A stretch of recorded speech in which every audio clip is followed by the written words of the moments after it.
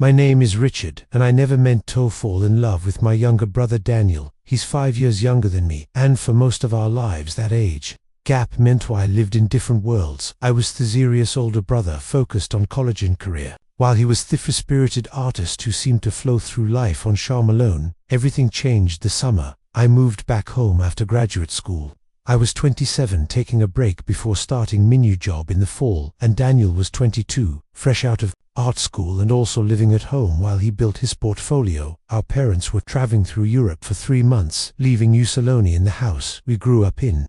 I first noticed the shift one morning when I came down for breakfast. Daniel was making pancakes wearing just his pajama bottoms, his dark hair messy from sleep the morning. Light caught the angles of his face and suddenly I saw him not as my kid brother but as the beautiful young man he'd bomb. Morning sleepy head, he said, flipping a pancake. With practice these want some. I managed to nod, trying to shake off the uncomfortable awareness of his bare chest the way his pajamas hung low on his hips. This was Daniel, for God's sake, my brother. These thoughts were wrong on every level. But over then few days I kept noticing things the way he bit his lip when he was concentrating on his sketches, how his eyes crinkled when he laughed, the graceful movement of his hands when he talked about his art. One evening we were watching movies in the living room, something we'd done countless times before, but this time when Daniel fell asleep and slumped against my shoulder, contact sent electricity through my body.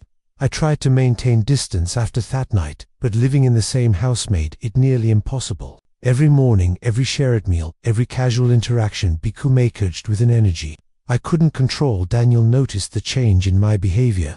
One night as I was heading upstairs to my room, he caught my wrist. "What's wrong? You've been with..." His touch sent sparks up my arm. "Nothing's wrong, just tired," he said softly. "You can barely look at me anymore. Did I do something?" I made the mistake of meeting his eyes. They were full of concern and something else I couldn't quite read. "No, Dan, you didn't." Don't think then why his hand was still on my wrist, his thumb absently stroking my pulse point. "We used to be close." "We're too close," I whispered before I could stop myself. The silence that followed was deafening. Daniel's hand tightened lightly on my wrist and I watched understanding dawn in his eyes. I expected him to pull away in disgust, toil to run. Instead he stepped closer to close. He repeated, his voice barely audible or not close enough. My heart stopped. "Dan, I've seen the way you look at me," he continued, moving even closer. "When you think I won't notice, it's the same way I look at you." "We can't," I said, but I didn't move away. "This is wrong, is it?" His free hand came up to touch my face. "Because it doesn't feel wrong, it feels like the most natural thing." Enthralled, I knew I should step back, should have stopped this before it went too far. But when Daniel's lips met mine, all rational thought disappeared. The kiss was tentative at first, like he was afraid he might push him away when I didn't, when instead pulled him closer. "It depended something desperate and needy," he hedged against my mouth. "I've wanted this for so long." Those words broke something in me. I pushed him against the wall, kissing him harder, my hands sliding under his t-shirt to touch bare skin, hurched into my touch, making a small sound that drove me crazy. Then a car door slammed outside and reality crashed back. We jumped apart, both breathing heavily. Our neighbors were having a party, and the sound of laughter drifted through the windows.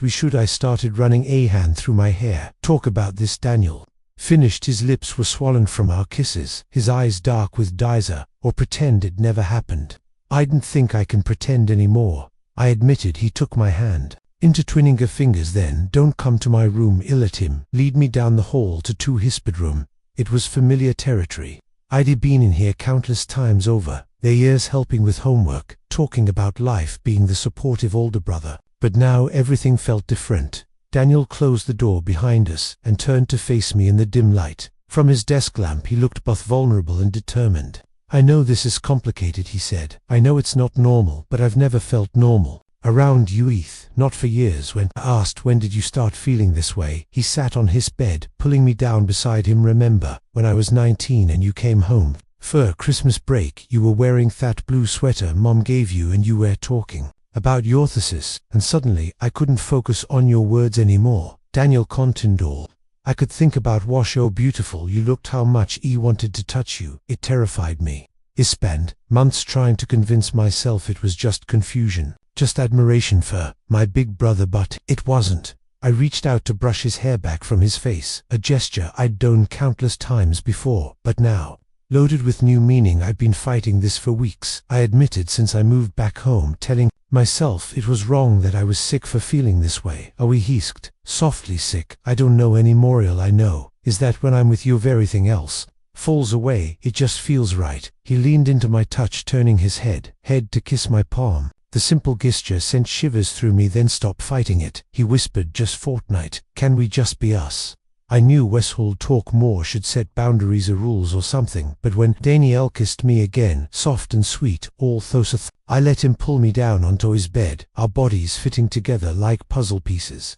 We didn't go further than kissing that night, both of us aware that crossing that line would change everything.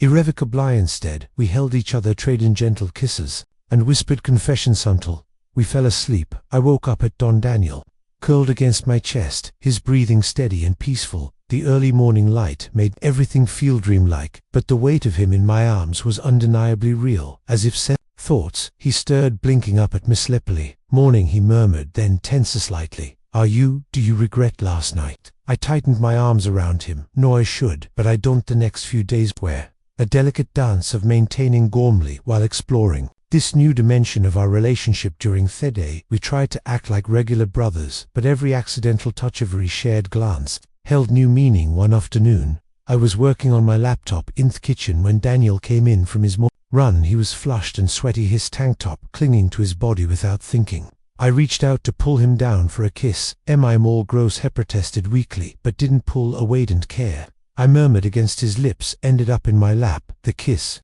deepening until my laptop was forgotten. His hand slid under my shirt, exploring with an eagerness that made my head spin. Wessel, be more careful, I said later.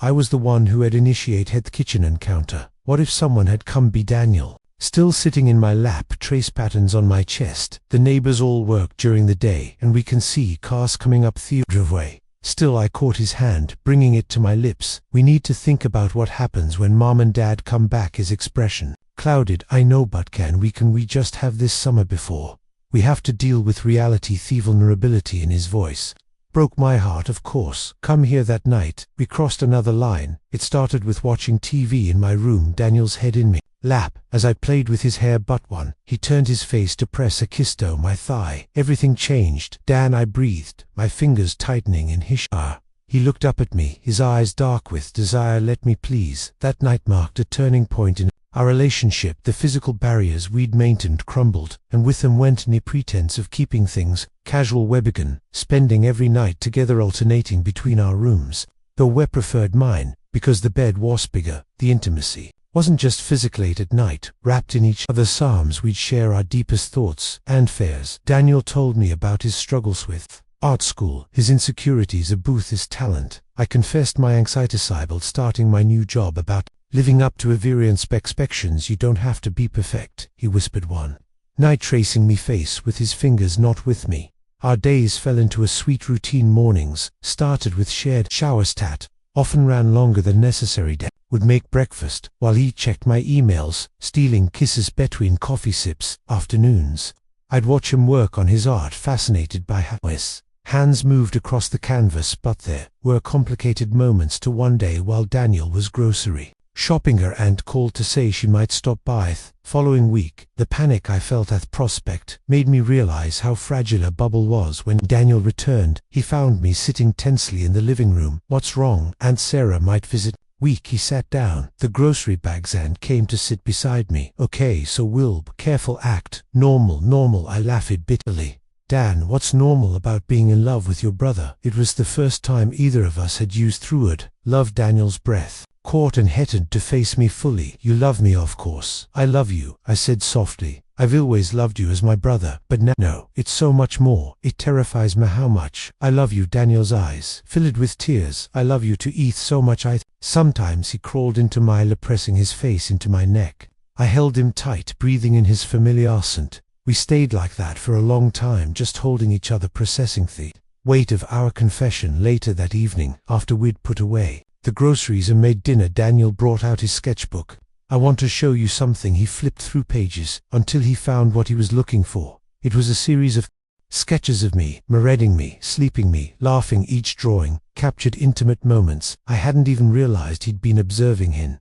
Did you do these? I asked. Tushingani sketched gently. I've been drawing yo for years. He admitted it was the only way I could express how I felt. Look at dates. The earliest sketches were from 3 years ago. When he was still in art school, they showed a progression from casual observation drawings to increasingly intimate portraits that revealed how he saw me. This is how I've always seen you, he said. Quit a libertaful perfect mine. I pulled him in toa, kissed the sketchbook falling forgotten. Between us that night, our making was different, slower, more intense, filled with whispered I love yous and tender touches. Aunt Sarah's visit ended up being postponed, but the scare made us stray as we needed to be more prepared. We developed subtle sign signals, ways to communicate when we needed to maintain distance. We learned to be brothers in public, lovers in private. As summer drew to a close, the reality of our parentsement return loomed over us on evening, about a week before they were due back. Daniel and I sat in the backyard watching the sunset. I've been thinking,